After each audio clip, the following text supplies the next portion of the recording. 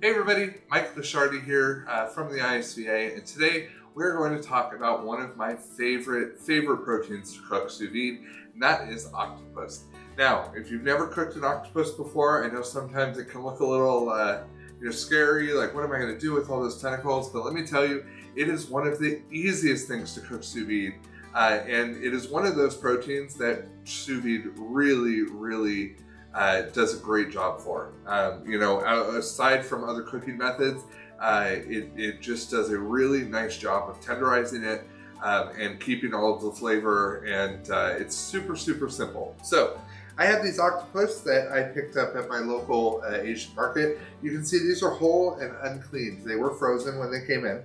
And so I'm going to show you guys how to prep one of these, and it's really easy. It looks a little bit intimidating, but really you're going to find the eyes, okay? And I'm going to make sure that all the tentacles are down, because if they happen to be up, you're going to slice through them, which we don't want, okay? So we're going to find the eyes, which you can see right here on the front, and we're going to make a slice all the way through right below the eyes, okay? And so that part is going to come off. You could clean that out, and you could cut off above the eyes the hood of the octopus, and you can cook that just like the tentacles, and it works out super well as well, okay? So we have our tentacles left here. First thing we need to do is remove the beak. The beak is that sharp little pointy thing, basically the octopus's mouth, okay? And so it's super easy. All you do is invert the tentacles, and you see the black beak right here?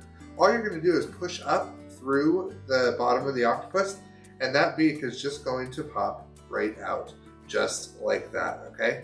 So I also like to take my knife and cut out that mouthpiece area, so I'm going to show you how to do that. There's a couple ways that we can go about prepping this, okay? And what I most often like to do is keep it in bundles of 4 tentacles, okay? Because it comes out of the bag and it's really easy then to throw on the grill. You're not going to lose individual tentacles, and you can go ahead and slice them into individuals right after. Or, the way we eat it, we just take the whole pack of 4, and that's our serving right there, especially on a small guy like this. So we're going to lay that out, 4 tentacles on each side. Again, make sure these skinny edges are not like underneath, because you don't want to cut off and lose any of that. And so we're going to just cut right down the middle, and see I'm cutting right next to that mouthpiece area, okay? And so there's our first bundle. And then I'm going to just shave off that little bit that has the mouthpiece right there. And there are our 2 bundles of tentacles, okay? Now, so a few things you could do with this. You could cook them just like this, which is most often what I do. I put them in the sous vide bag. We cook at 170 Fahrenheit. I don't remember the Celsius for that number, so y'all can look that up. But we go 170 Fahrenheit for 6 hours, okay? It can go a little longer, but you don't really want to go less than 6 hours, because it's going to take that time to make sure this is nice and tender, okay? The other thing you can do is you can actually lay this out, okay? Put one on the bottom, and you can sprinkle this very liberally with just store-bought gelatin powder, okay? And then you can take that gelatin, you're going to do both sides with it, and then you're going to lay on the other 4 just like this, okay? And so they're kind of over the top of each other, right? We're then going to wrap that in foil or in plastic wrap really tight in a cylinder, and we're going to let it cook and then chill overnight, okay? Before you cook it, you want to let that gelatin set up. So give it a few hours in the fridge, then go ahead and cook it the same way, and then chill it down. Then you can just slice this into thin slices, and you have a very nice octopus carpaccio. Put that a little fennel salad or an apple salad on top of it.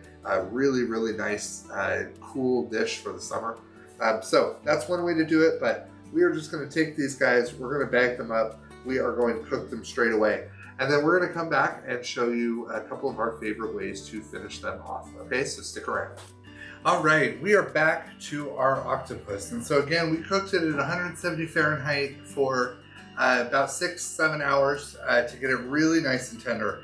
And the thing about good octopus, if you have ever eaten it or if you haven't, one of the things for me that makes it really good is some char on the ends. I love when the ends of the tentacles get nice and blackened and you get little pieces of char. Now, what you need to expect, the skin is going to be super soft after cooking sous vide, okay? So we are going to oil the pan. I'm going to go ahead and get that going. so it heats up.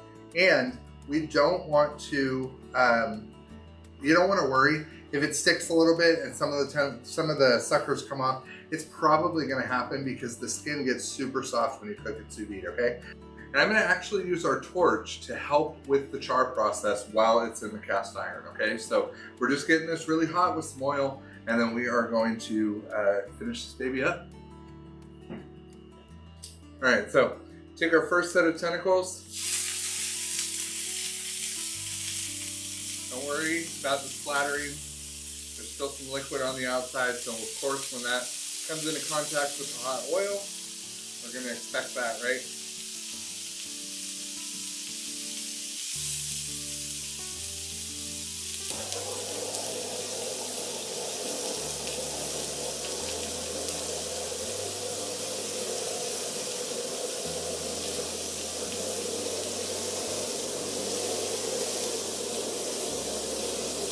I actually love doing this outdoors too, over a charcoal grill or on your smoker, you know, get it up really, really hot. It works really good. That's actually my favorite place to finish it.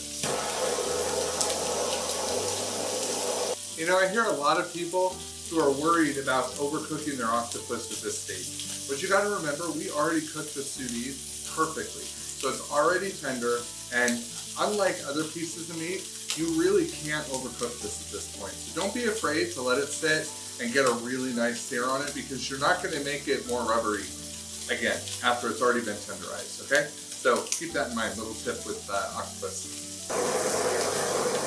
All right, so I'm gonna go ahead and just pull our octopus off. You know, lots of things you can do at this point. You can serve it with like a nice cocktail sauce or something, an aioli of some sort. You can also, I did live in Maryland for a few years, so tossing it in a little bit of Old Bay with some other seafood is always great.